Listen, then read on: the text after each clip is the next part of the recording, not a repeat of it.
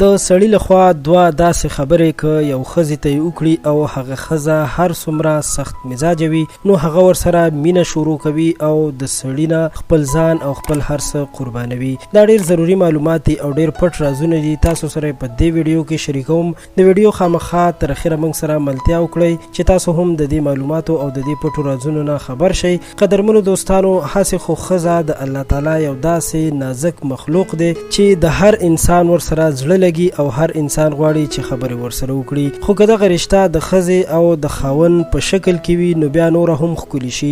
اکثره وخت په کورونو کې داسې مسایل را پیدا کیږي چې د هغې مخنیوی بیا ډېر زیات ګران وي. نو د دې لپاره ډېر زیات فکر او سوچ نه کار اخیستل پکار دي. لومړی هغه کار چې که خاوند یې یوې ښځې سره وکړي نو یقینا چې کور به یې ګل ګلزار شي.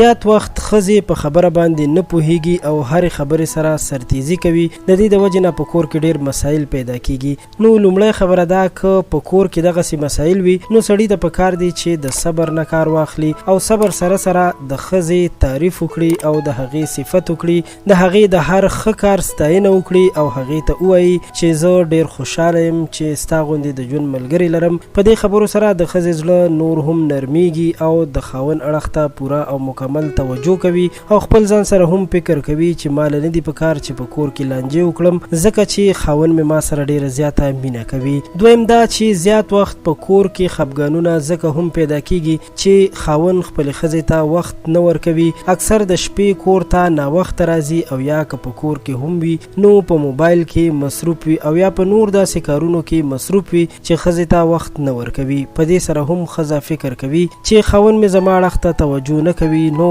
په کور کې مشکلات او د ښځې په ډپریشن کې اضافه کیږي. نو خاوند ته پکار دی چې کور ته په راتګ سره هر څه بند کړي او ښځې ته مکمل توجه وکړي، هغې سره ګپ شپ ولګوي، هغې ته وخت ورکړي او د هغې نه پوښتنه وکړي چې نن دې ورځ څنګه تېره شوه، نن دې په ورځ کې څه کارونه کړي دي. په دې سره هم ښځه فکر کوي چې خاوند مې ما ته ډېره توجه راکوي ځکه چې زه یې خوښه یم. نو که خاوند بیا یوه تیزه خبره هم وکړي ښځه یې فکر نه کوي او د هغه هره خبره په خندا او خوشحالۍ سره تېروي. نو دا هغه دوه رازونه که یو خاوند خپلې ښځې سره دغه کارونه وکړي نو یقینا چې د ښځې زړه به لاسته راوړي او په کور کې به خوشحالي راشي. امید لرم ستاسو به د خان کلیک چینل دا ویډیو خوښه شوې وي. ضروري در سره لایک کړئ او زموږ چینل سبسکرایب کړئ چې زموږ راتلونکي ویډیوګانې تاسو ته په وخت ورسي. تر بیا مو په لوی الله سپارم.